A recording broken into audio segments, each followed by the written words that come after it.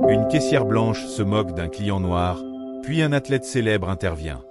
Dans une petite ville animée, la journée semblait commencer comme toutes les autres.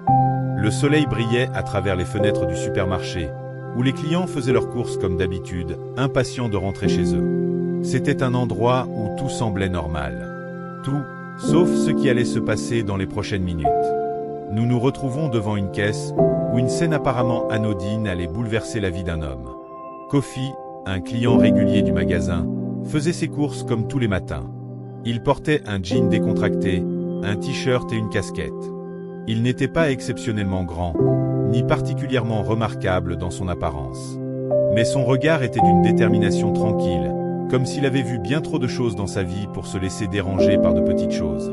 Cependant, ce jour-là, une petite chose allait le déranger profondément. Derrière la caisse, une jeune femme au sourire forcé attendait que Kofi vienne poser ses produits sur le comptoir.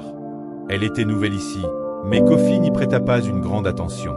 Ce n'était pas la première fois qu'il rencontrait un caissier avec un air un peu fatigué.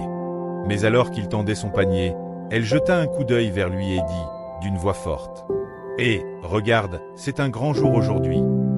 On a un vrai Africain parmi nous. » Le ton de sa voix était moqueur, presque comme un jeu, mais les mots « eux » frappèrent Kofi comme un coup de poing. Kofi s'arrêta, surpris.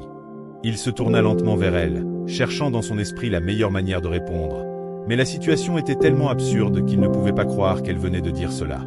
Ce n'était pas juste une insulte raciale gratuite, c'était le genre de remarque dont on pouvait se remettre, mais pas sans une certaine humiliation. La caissière continua, sans remarquer qu'elle avait déjà franchi une ligne invisible. « Alors, tu vas acheter tes bananes et repartir avec ton accent tout marrant. » Ses collègues derrière elle rirent doucement, complices de cette insulte voilée. Les autres clients dans la file observaient sans vraiment réagir. Ils étaient pris dans leur propre monde, faisant leurs courses, mais Kofi se sentait comme s'il avait été projeté au centre d'un cirque.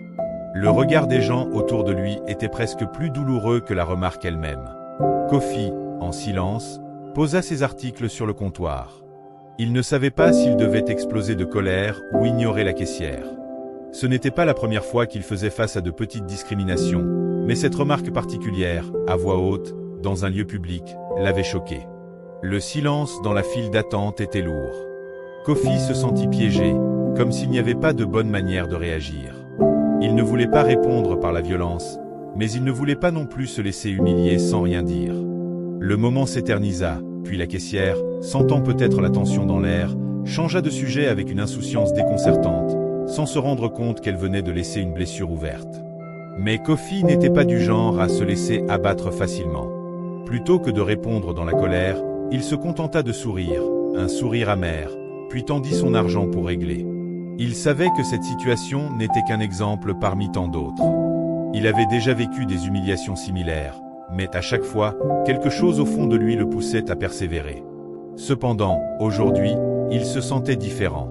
Quelque chose au fond de lui disait que cette fois, cela allait changer. Il n'allait pas simplement repartir chez lui et oublier cet incident comme il l'avait fait tant d'autres fois. Non, cette fois, quelque chose allait se passer.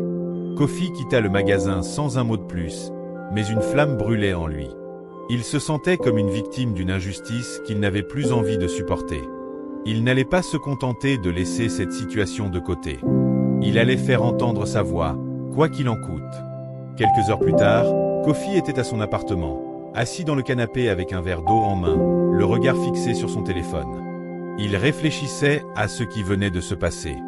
Il repensait à ses autres expériences de racisme, au moment où il s'était senti dévalorisé simplement en raison de la couleur de sa peau. C'était un combat constant. Parfois, il se demandait s'il devait simplement accepter cela comme fait inéluctable. Mais aujourd'hui, il avait cette sensation persistante qu'il fallait faire quelque chose de plus. Il allait agir. Mais comment ? Il ouvrit son téléphone et commença à scroller sur les réseaux sociaux. Le nom d'un célèbre athlète, Marcus Leclerc, apparut sur son fil d'actualité. Marcus était bien plus qu'un simple athlète. Il était un symbole de la lutte contre l'injustice raciale. Tout le monde connaissait son nom. Il avait grandi dans un quartier difficile, mais il avait réussi à percer dans le monde du sport et à s'impliquer activement dans des causes sociales. En le voyant, Kofi eut un éclair. Il se leva d'un coup, aussi soudainement qu'une prise de conscience. Il ne savait pas exactement comment cela allait se dérouler, mais il se sentait prêt à tout. Dans une salle de conférence ultramoderne, Marcus Leclerc terminait une interview. C'était un homme de stature imposante, et même s'il était connu pour son calme et son charisme, les problèmes qu'il abordait n'étaient jamais légers. Ce jour-là, il parlait de son engagement envers les communautés marginalisées et de son combat contre les inégalités raciales dans le sport. Mais ce n'était pas tout. Marcus s'était récemment lancé dans une initiative pour éduquer le public sur le racisme systémique et il comptait faire entendre son message à une échelle encore plus grande. À la fin de l'interview, il prit son téléphone, une habitude qu'il avait prise pour rester connecté avec ses millions de fans. C'est là qu'il aperçut un message de Kofi, un message rempli de colère, mais aussi d'une profonde détermination. « Salut, Marcus. Je ne sais pas si tu verras ce message, mais je viens de vivre quelque chose qui m'a brisé. Je suis allé au supermarché aujourd'hui, et une caissière m'a insulté publiquement. Elle s'est moquée de mon accent, de ma couleur de peau, et personne n'a réagi. Je suis fatigué. Fatigué d'être réduit à une caricature, d'être traité comme si je n'étais rien. Je ne sais pas quoi faire, mais je ne peux pas laisser ça passer. J'ai besoin que quelqu'un entende ma voix. Peut-être que toi, tu peux m'aider à la faire entendre. » Marcus lut le message. Il n'avait pas besoin de plus pour savoir ce qu'il devait faire. C'était un appel à l'aide, une demande qu'il ne pouvait ignorer. La situation de Kofi, bien que différente de la sienne, résonnait profondément en lui. Ils avaient tous deux été victimes de ce même système de discrimination. Marcus savait que ce genre de situation ne devait pas être laissé sans réponse. Il répondit presque immédiatement à Kofi. « Je comprends ta douleur, Kofi. Ce que tu as vécu est inacceptable, et je suis là pour toi. Je vais m'assurer que ta voix soit entendue. Prépare-toi, car ce que nous allons faire ensemble va changer les choses. » Marcus savait que ce n'était pas suffisant de répondre simplement à un message. Il fallait agir. Il ne voulait pas que Kofi se sente à nouveau impuissant. Il savait que sa célébrité, son influence dans le monde du sport, pouvait servir de levier pour dénoncer ce genre d'injustice. Mais il ne voulait pas non plus que son intervention semble être une simple publicité pour lui. Il voulait que ce soit réel, un acte authentique de solidarité. Les jours suivants furent remplis d'une préparation méticuleuse. Marcus contacta des journalistes, des militants et des influenceurs pour les préparer à ce qui allait se passer. Il voulait que l'événement soit couvert, non pas pour le drame ou le sensationnalisme, mais pour créer un mouvement. L'objectif était de transformer cette humiliation personnelle en un moment de résistance collective. Mais avant tout, il devait rencontrer Kofi en personne, lui expliquer comment tout allait se dérouler. Un après-midi, Marcus retrouva Kofi dans un café local. Il savait que Kofi avait encore du mal à accepter que son histoire puisse avoir un impact plus large, mais il voulait lui donner l'espoir qu'il méritait. Ils s'assirent à une table à l'écart, et Marcus commença à lui expliquer son plan. « Tu n'es pas seul dans ce combat, Kofi. Ce que tu as vécu, ce n'est pas juste une agression contre toi. C'est un symptôme d'un problème plus vaste.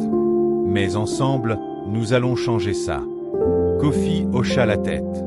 Il avait du mal à croire que sa petite situation personnelle puisse déclencher un changement, mais il se sentait prêt à essayer. Marcus lui expliqua que leur prochaine étape serait de retourner dans le même supermarché où l'incident s'était produit. Kofi était sceptique. Il ne savait pas comment les choses allaient se passer, ni ce qu'il devait attendre, mais il sentait que c'était une occasion unique. Il devait être prêt à tout. Le plan était simple. Marcus allait se rendre dans ce même supermarché, avec Kofi, et confronter la caissière publiquement. Marcus savait que cela pourrait provoquer des tensions, mais il était déterminé. Ils avaient convenu que l'intervention serait filmée, et que Kofi pourrait partager son histoire avec le monde entier.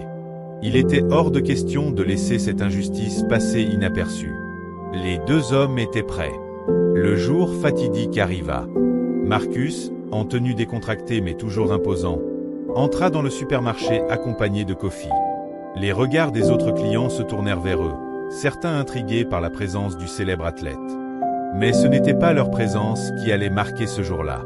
C'était la confrontation à venir. Ils s'avancèrent vers la caisse, et la caissière, qui n'avait pas encore reconnu Marcus, commença à scanner les articles. Lorsqu'elle leva les yeux et aperçut Kofi à ses côtés, un éclat de mépris traversa brièvement son regard. Elle se souvenait de lui. Et dans un coin de son esprit, elle savait que ce n'était pas un simple client ordinaire qu'elle avait devant elle. Marcus, sans perdre un instant, prit la parole. Sa voix, ferme mais calme, résonna dans le supermarché. « Excusez-moi, mais je pense que vous devez quelque chose à cet homme ici. » Il désigna Kofi d'un geste de la main. La caissière sembla confuse, et un léger sourire nerveux apparut sur son visage. « Quoi, je ne comprends pas. » Kofi, toujours avec cette flamme de colère intérieure, se tourna vers elle. « Tu te souviens de moi ?» Sa voix était ferme, mais une chaleur montait en lui, une chaleur de justice qu'il n'avait pas ressentie depuis longtemps. « La dernière fois, tu m'as insulté. Tu t'es moqué de moi à cause de ma couleur de peau et de mon accent. Et tu as ri. » Un silence lourd tomba sur le supermarché. Les clients qui se trouvaient dans la file d'attente commencèrent à chuchoter, échangeant des regards curieux. La caissière, de plus en plus gênée, baissa les yeux. Elle savait qu'elle ne pouvait plus se cacher derrière son sourire ironique. Marcus s'avança d'un pas. Il n'y a rien de drôle à propos du racisme. Rien de drôle à rabaisser les gens à cause de leur origine. Si tu crois qu'un accident comme celui-ci va être ignoré, tu te trompes. C'est plus qu'un simple incident isolé, c'est une partie d'un problème beaucoup plus large. Kofi, bien que nerveux, sentit une bouffée d'énergie le traverser. Marcus avait raison.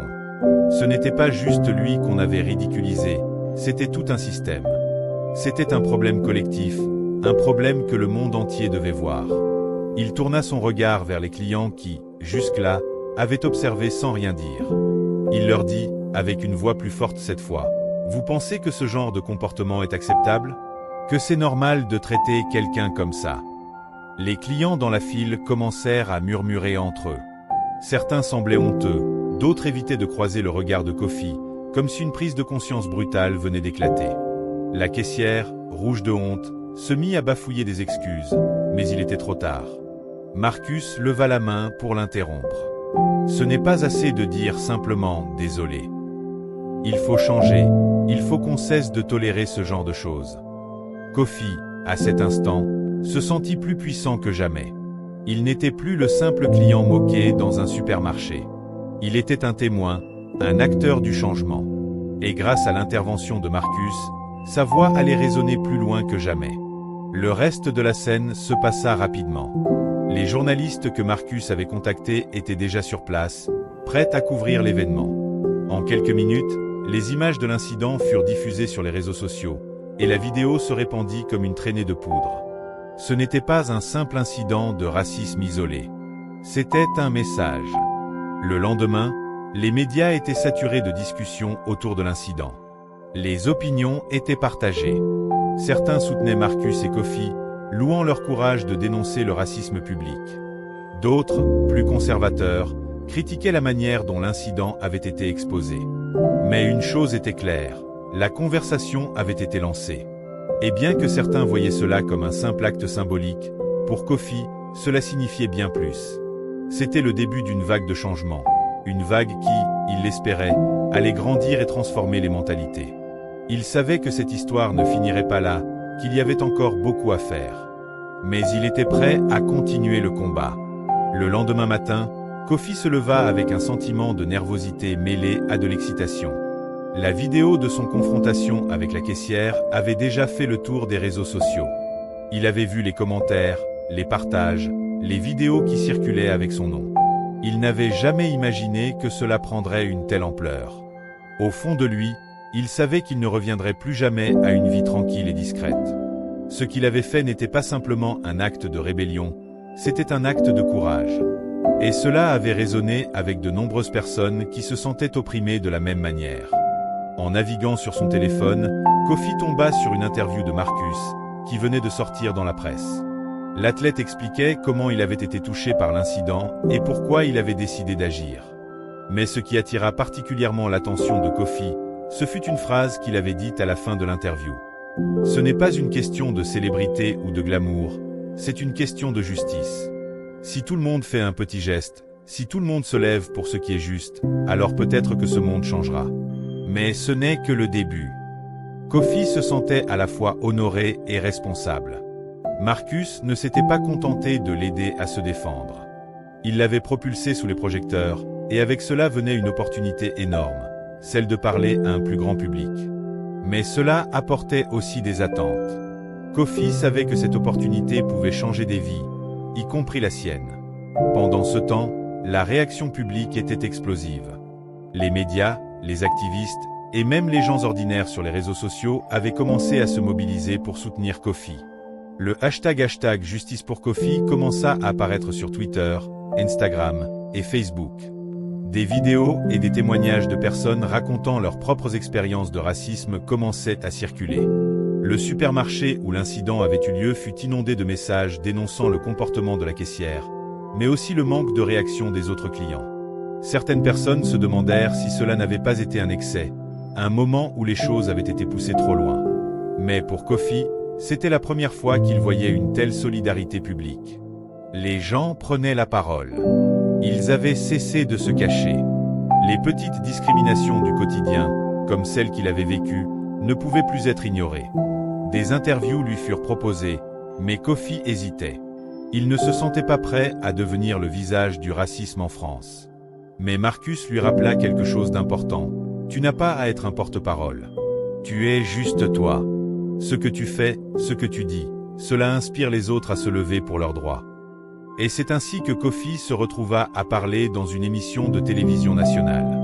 Il ne savait pas exactement quoi dire, mais il savait qu'il devait partager son histoire. Il prit la parole avec une tranquillité nouvelle, une confiance qu'il n'avait jamais ressentie auparavant. Ce que j'ai vécu dans ce supermarché, ce n'était pas une erreur. Ce n'était pas un malentendu. C'était du racisme pur et simple. Et ce n'est pas quelque chose que nous devons tolérer, commença-t-il, la voix claire et calme, mais forte. Les journalistes présents l'écoutaient attentivement. Kofi leur parla de sa vie, de ses luttes quotidiennes, de ses expériences passées. Il expliqua comment, depuis son enfance, il avait toujours dû se battre contre les préjugés et les stéréotypes. Mais aujourd'hui, il sentait qu'il avait un pouvoir. Il avait une voix, et il allait s'en servir pour dénoncer les injustices, grandes ou petites. Il parlait non seulement pour lui-même, mais pour tous ceux qui n'avaient pas l'opportunité de le faire. Les téléspectateurs se sentaient connectés à lui, et les réseaux sociaux s'embrasèrent à nouveau. Les discussions autour du racisme et de l'injustice prenaient une nouvelle dimension. Les gens n'étaient plus seulement en train de critiquer ou de soutenir Kofi et Marcus. Ils étaient en train de réfléchir à leur propre comportement, à la manière dont ils avaient, peut-être, laissé passer des incidents similaires sans réagir. Quelques jours plus tard, la chaîne de supermarchés dans laquelle l'incident avait eu lieu publia un communiqué officiel. Il exprimait leurs excuses, mais cela ne suffisait pas. Kofi savait que des excuses publiques étaient juste une première étape. Ce qui comptait réellement, c'était ce qui allait suivre. Le supermarché annonça qu'ils allaient organiser des formations de sensibilisation au racisme pour leurs employés, mais cela semblait être une mesure réactionnaire. Ce n'était pas suffisant, et Kofi le savait. Marcus, en revanche, allait plus loin. Il fit une déclaration publique, dans laquelle il exprimait son soutien à Kofi, mais il ne se contenta pas de cela. Il annonça qu'il avait pris contact avec plusieurs organisations de défense des droits civiques pour organiser une série d'événements et de conférences. Le but, créer un espace pour que les gens puissent discuter ouvertement du racisme systémique dans la société et dans les entreprises, et comment y remédier. Les deux hommes devinrent les têtes d'affiche d'un mouvement grandissant. Ils organisèrent des événements dans plusieurs villes, invitant des militants, des journalistes, des activistes et des membres du public à participer à des discussions ouvertes sur le racisme et à proposer des solutions concrètes. Les discussions étaient parfois tendues, parfois émotionnelles, mais elles étaient nécessaires. Kofi, qui avait hésité à prendre la parole, se retrouva à la tête d'un mouvement de grande envergure. À chaque événement, il devenait plus confiant, plus certain que ce qu'il avait vécu n'était pas une exception. C'était le quotidien de millions de personnes. Et il n'était pas prêt à se taire. Les mois passèrent, et le mouvement grandit. Le nom de Kofi devint synonyme de résilience, de courage et de justice. Marcus, de son côté, continua d'utiliser sa plateforme pour soutenir des causes sociales et raciales. Mais ce qui était encore plus frappant, c'était l'impact que cela avait eu sur les entreprises et les institutions en général.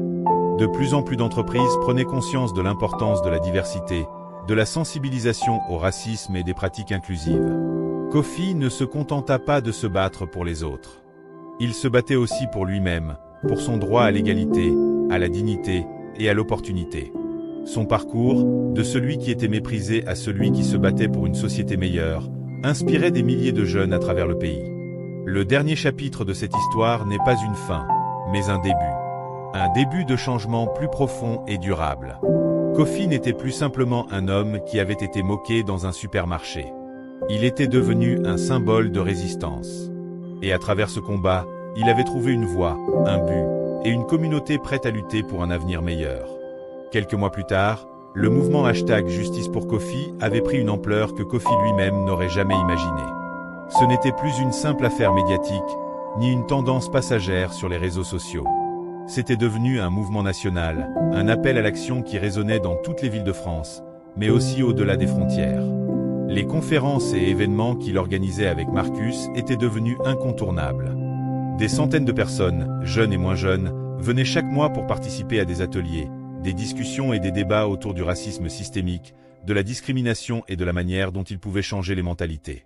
Kofi avait pris la parole à plusieurs reprises lors de ces événements, mais cette fois, ce n'était plus un homme en colère cherchant à se défendre.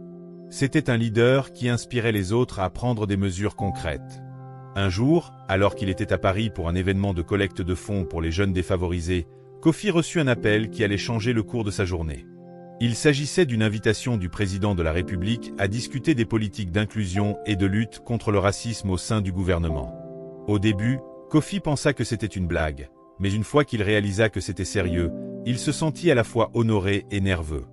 Il ne s'était jamais imaginé assis à une table avec des responsables politiques, discutant des lois qui façonneraient l'avenir du pays. Le jour de la rencontre arriva rapidement, et Kofi entra dans le palais de l'Élysée, son cœur battant la chamade. Il n'était qu'un homme comme les autres, un homme qui avait été méprisé pour sa couleur de peau, et pourtant, il se retrouvait là, dans l'un des lieux les plus prestigieux du pays. Marcus l'accompagnait, en tant que soutien moral, mais aussi en tant que médiateur. Kofi savait que ce moment pouvait avoir un impact important sur l'avenir de son mouvement. La rencontre fut intense, mais Kofi se sentit prêt. Le président et les ministres présents lui posèrent des questions sur ses expériences, ses projets, et comment il pouvait contribuer à rendre la société plus inclusive. Il l'écoutait attentivement, et ce qui frappait Kofi, c'était le respect qui émanait de cette rencontre. Ces hommes et ces femmes étaient prêts à écouter un citoyen ordinaire, un jeune homme qui, jusqu'à récemment, n'avait été qu'une victime du système. Ce n'est pas simplement un problème d'individu, expliqua Kofi lors de la discussion. Le racisme est intégré dans des systèmes beaucoup plus larges, l'éducation, l'emploi, la justice. Ce qu'il faut, c'est un changement dans les structures mêmes de notre société. Il ne suffit pas d'avoir de belles paroles, il faut de véritables actions. Le président hocha la tête. Vous avez raison, Kofi.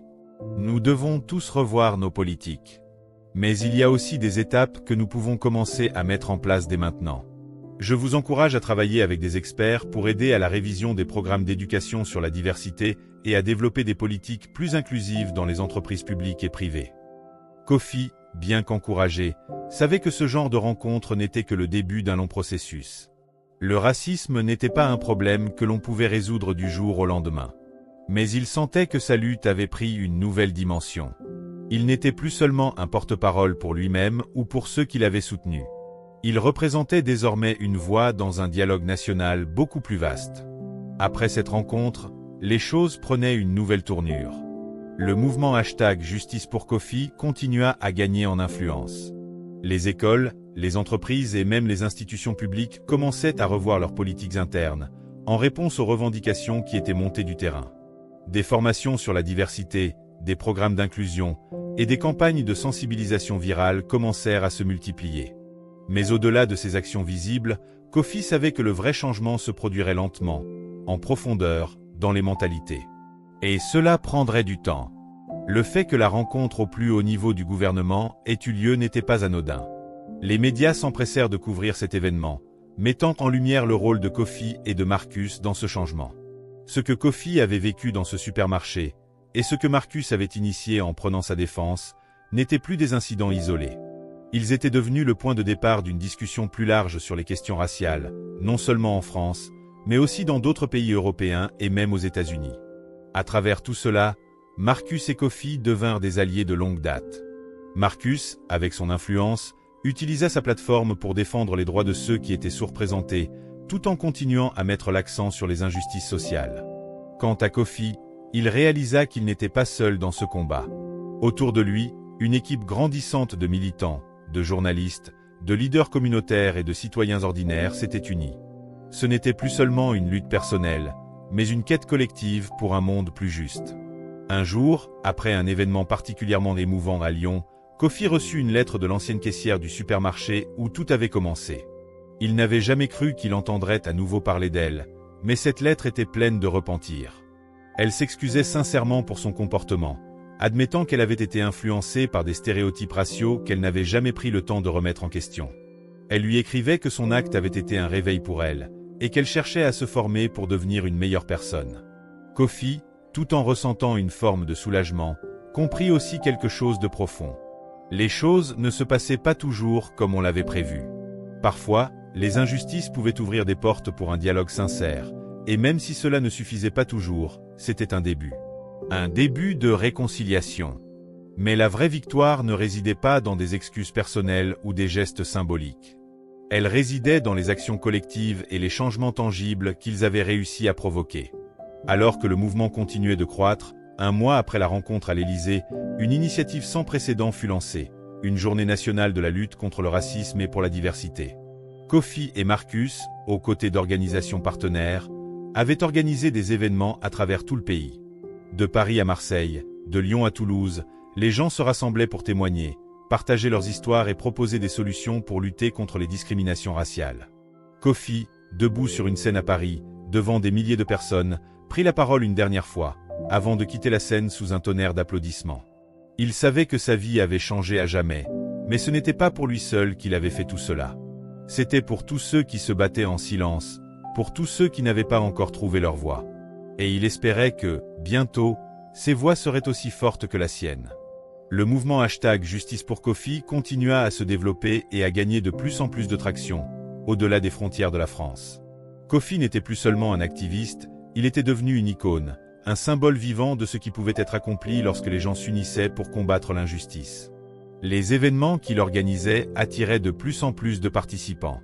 Des milliers de personnes de tous horizons venaient pour écouter ses discours, participer aux ateliers, et surtout, pour discuter de la manière dont il pouvait jouer un rôle dans la transformation de la société. Kofi avait appris à gérer cette notoriété.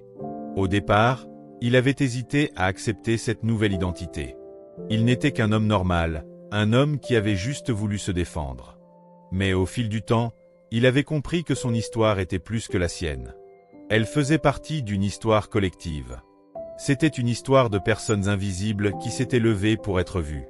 Une histoire d'individus qui se battent pour un monde plus juste. Un après-midi ensoleillé, lors d'un rassemblement à Lyon, Kofi prit la parole devant une foule massive. Ce jour-là, l'énergie était palpable. Les gens n'étaient pas là juste pour l'écouter, ils étaient là pour participer activement à un changement. Les visages étaient variés, mais un sentiment d'unité flottait dans l'air. Il n'y avait pas de couleur, de classe sociale, ou de statut qui les séparait. Ils étaient tous unis par un objectif commun, la justice. Ce n'est pas un combat facile, dit-il avec un sourire humble. Mais c'est le nôtre. Et il n'y a pas de victoire sans chaque petit pas que nous faisons ensemble.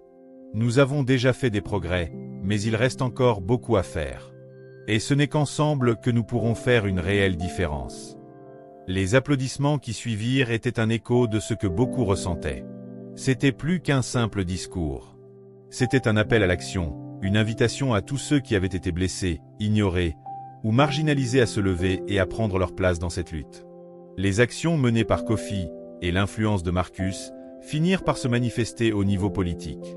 Le gouvernement français, sous la pression d'un public de plus en plus conscient de la question du racisme systémique, annonça des réformes importantes dans les mois qui suivirent. Les écoles commencèrent à introduire des programmes de sensibilisation à la diversité dès le plus jeune âge. Les entreprises privées et publiques furent incitées à mettre en place des politiques d'inclusion plus strictes, avec des sanctions pour ceux qui refusaient d'adopter des pratiques respectueuses et inclusives. Les changements les plus notables touchèrent également le secteur judiciaire, où des réformes furent lancées pour renforcer les sanctions contre les comportements racistes au sein des forces de l'ordre, et pour améliorer la représentation des minorités dans la justice. Des initiatives pour surveiller les pratiques policières en matière de profilage racial virent le jour, et des commissions indépendantes furent créées pour enquêter sur les abus et garantir que ceux qui étaient responsables soient tenus responsables de leurs actes. Bien sûr, ces réformes ne résolvaient pas tout. Kofi savait que la lutte pour l'égalité serait longue et ardue. Mais à travers ses efforts, et à travers le mouvement qu'il avait contribué à fonder, il y avait désormais un espace pour la discussion, pour la réflexion et pour le changement. Kofi, tout en continuant à mener ce mouvement, commença à se concentrer sur son propre bien-être. Il avait appris à prendre soin de lui-même, à se ménager face à la pression constante qu'impliquait son rôle de leader. Il passait plus de temps avec sa famille, redécouvrant des moments simples de bonheur. Il savait qu'il devait aussi se ressourcer pour continuer à être une source d'inspiration et de force pour les autres. Mais en même temps, il se sentait toujours connecté à la cause. Son cœur battait toujours pour ceux qui, comme lui, étaient opprimés. Il travaillait sur des initiatives à long terme, comme la création d'une fondation pour aider les jeunes issus de minorités à accéder à une éducation de qualité, à des bourses d'études et à des opportunités professionnelles. Il savait que pour que le changement soit durable, il devait également s'attaquer aux racines de l'inégalité. Il commença à organiser des ateliers de mentorat pour les jeunes, leur offrant un espace pour discuter des défis qu'ils rencontraient, tout en leur fournissant des outils pour réussir. Kofi avait compris que l'éducation et le soutien étaient cruciaux pour changer la société. La prochaine génération devait être équipée pour défendre ses droits, pour comprendre l'histoire de la discrimination, et pour s'assurer qu'elle n'allait pas répéter les erreurs du passé. Le temps passa, et le mouvement ne cessa de croître. Le ## Justice pour Kofi devint un symbole de la résistance contre le racisme partout dans le monde. Kofi et Marcus avaient créé une nouvelle forme de solidarité entre les communautés, et leur partenariat avec des organisations internationales renforça leur portée. Ils avaient désormais un réseau de soutien qui s'étendait bien au-delà de la France, et ils étaient invités à prendre la parole lors de conférences et de rassemblements dans différents pays. Leurs discours inspiraient des milliers de personnes, et dans chaque ville où ils se rendaient, des communautés se formaient pour lutter contre le racisme et pour promouvoir la justice sociale. Kofi et Marcus, désormais amis proches et alliés dans cette cause, continuèrent à organiser des événements, mais aussi à plaider pour des politiques publiques plus inclusives, en collaborant avec des gouvernements du monde entier. Un jour, Kofi reçut un message de la caissière du supermarché, cette fois par email. Elle avait suivi l'évolution du mouvement, et avait continué à se former, cherchant à comprendre le racisme sous toutes ses formes. Elle lui écrivait qu'elle regrettait profondément ses actions passées, et qu'elle avait depuis pris des mesures pour aider à éduquer les autres sur la question du racisme. Bien qu'elle n'ait pas pu effacer ce qu'elle avait fait, elle voulait lui montrer qu'elle avait changé et qu'elle était prête à se battre à ses côtés pour un monde meilleur. Kofi lut son message avec une certaine émotion. Peut-être que cette réconciliation symbolisait quelque chose de plus grand, une prise de conscience collective. Il n'avait pas à tout pardonner immédiatement, mais cette lettre représentait une étape dans un processus de guérison et de transformation, non seulement pour la caissière, mais pour tout un système qui, lentement mais sûrement, commençait à se remettre en question. À l'aube d'un nouveau jour, Kofi regarda le paysage parisien depuis la fenêtre de son appartement. Les événements des derniers mois avaient été tumultueux, mais ils avaient permis de poser les bases d'un avenir différent. Le chemin était encore long, mais il n'était plus seul. Il savait que chaque action, chaque voix, chaque geste de solidarité comptait. Et tant qu'il aurait la force de se battre, il continuerait à faire entendre celle de ceux qui avaient été réduits au silence. Kofi n'était pas simplement un homme qui avait été victime d'un acte de racisme dans un supermarché. Il était devenu un catalyseur pour un changement profond, un changement qui ne se limiterait pas à une époque ou à un lieu particulier. Il savait qu'il avait ouvert une porte, et que cette porte ne se refermerait pas. Le mouvement qu'il avait lancé, le combat qu'il avait mené, allait marquer les générations à venir. Et dans cette lutte pour la justice, il savait qu'il n'y avait pas de fin. Il n'y avait que des étapes de progrès, de résistance et d'espoir.